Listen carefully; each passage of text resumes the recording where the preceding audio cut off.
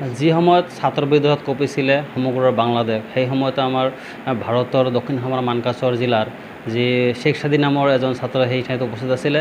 আমি এই মুহূৰ্তত উপস্থিত আছোঁ শ্বেখ ছাদিৰ ঘৰত। আমি পোনে পোনে তেখেতৰ পৰা সেই শিহৰণকাৰী দৃশ্যৰ কিছু বাৰ্তালাপ কৰিবলৈ চেষ্টা কৰিম। হয়,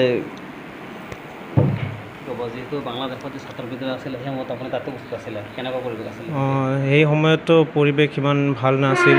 আমালোকৰ চাৰিওফালে মানে বহুত হৈচৈহে আছিল, কিন্তু কলেজ কৰ্তৃপক্ষই আমালোকক সুৰক্ষিত ৰাখিছিল। পিছত আৰু যেতিয়া মানে সুবিধা দিলে, ভাৰত চৰকাৰে সুবিধা দিলে, প্লাছ বাংলাদেশ গভৰ্ণমেণ্টে সুবিধা দিলে, সেই সময়ত আমালোকক মানে সেই ঠাইৰ পৰা ইভাকুৱেট কৰিলে আৰু মানে ইতিমধ্যে বাংলাদেশৰ বহু ছাত্ৰই নিহত পৰিলক্ষিত হৈছে।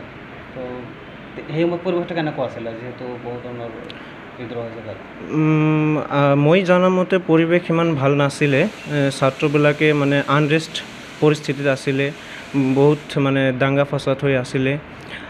তাৰপিছত আমালোকক ইয়াত ৱাইফাই ডাটা যিবিলাক আছিলে, কমিউনিকেশ্যনৰ ছিষ্টেমবিলাক অফ কৰি দিছিলে। আমালোকে অলপ ভয় পাইছিলোঁ। যিহেতু ইণ্টাৰনেট বন্ধ কৰিছিলে, আপোনাৰ ঘৰৰ লগত যোগাযোগ কৰিব পৰা নাই, সেই সময়ত কেনেকুৱা? সেই সময়ততো ভয় লাগিবই, মানে লাগিছিলে আৰু ভয়, মানে চবেই ভয় খাইছিলে।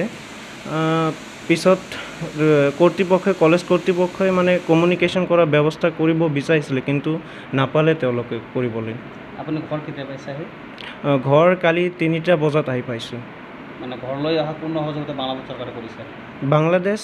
বাংলাদেশ চৰকাৰে কৰিছে, প্লাছ ইণ্ডিয়ান গভৰ্ণমেণ্টে হেল্প কৰিছে। এতিয়া মানে আপুনি যেতিয়া আহিলে তেতিয়া পৰিৱেশটো কেনেকুৱা আছিলে? তেতিয়া মানে পৰিৱেশ ইমান মানে খুব চেঞ্চিটিভ আছিল আৰু। আপুনি মানে কোন ইয়াৰত অধ্যয়ন কৰি আছে এতিয়া? কোনটো ইয়াৰত অধ্যয়ন কৰি আছে? মই এতিয়া ফাৰ্ষ্ট ইয়াৰ MBBS-ত আছোঁ, প্ৰাইম মেডিকেল কলেজ। পৰীক্ষা আছে নেকি সন্মুখত 28 তাৰিখ এটা পৰীক্ষা আছিল, কাৰ্ড এক্সাম। সেইটো এতিয়া কি হয় গম নাপাওঁ আৰু। পষ্টপন হৈছে নেকি? কোনো খবৰ নাই পোৱা এতিয়াও। কি ক'ব, যিহেতু আপোনাৰ ঘৰটো উপস্থিত হ'ল, বাংলাদেশ থকা ইণ্ডিয়ান চৰকাৰ কি ক'ব? মই বাংলাদেশ চৰকাৰ আৰু ইণ্ডিয়ান গভৰ্ণমেণ্টক ধন্যবাদ জনাইছোঁ যে তেওঁলোকে আমাক ছেফলি ঘৰত আহি উপস্থিত হ'বলৈ মানে ব্যৱস্থা কৰি দিছে। তাৰ কাৰণে অনেক ধন্যবাদ, ভাল লাগিছে আৰু। হয়, আছিলে ছাত্ৰগৰাকী তেখেতৰ মন্তব্য আচলতে জনাই দিয়া মতে তেওঁ যি সময়ত ছাত্ৰ বিদ্ৰোহ চলি আছিলে সেই সময়ত তেওঁ তাতে উপস্থিত আছিলে। আৰু যি সময়তে ইণ্টাৰনেট সেৱা বন্ধ কৰিছিলে বহুত আতংকিত হৈছিলে, কাৰণ ঘৰৰ লগত কোনো ধৰণৰ সংযোগ কৰিব পৰা নাই। আৰু আমাৰ এতিয়া ছাত্ৰগৰাকীৰ অভিভাৱক আছে, কথা পাতিবলৈ যত্ন কৰিম।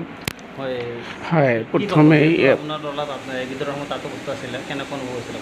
হয়, প্ৰথমে মই ND24 সংবাদ মাধ্যমক মই ধন্যবাদ জ্ঞাপন কৰিছোঁ।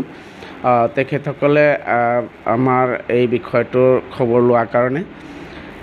আমি যেতিয়া শুনা পাইছিলোঁ যে বাংলাদেশত কোটা আন্দোলন চলিছে, তেতিয়া অলপ মানে শংকিত হৈছিলোঁ।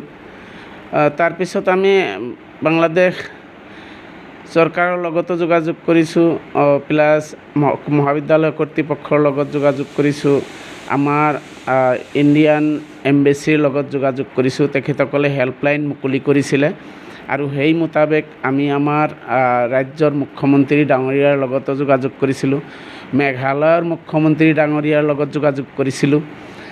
তাৰপিছত তেখেতসকলে আকৌ ইণ্ডিয়ান এম্বেচিৰ লগত যোগাযোগ কৰি ভাৰত চৰকাৰ আৰু বাংলাদেশ চৰকাৰে মিলি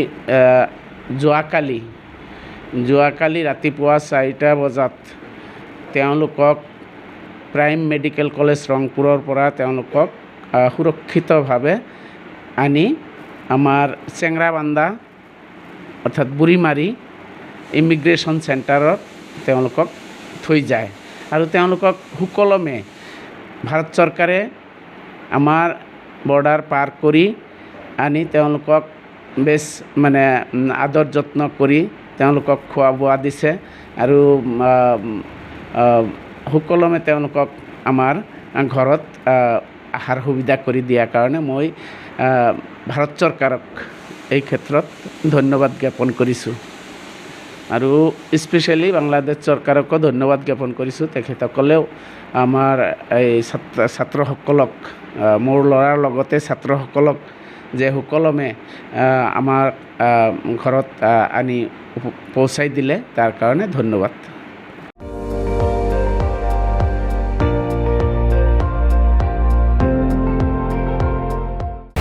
আপুনি চাই আছে ND24, সৰ্বশ্ৰেষ্ঠ নহয় সৰ্বোত্তমৰ দৌৰত।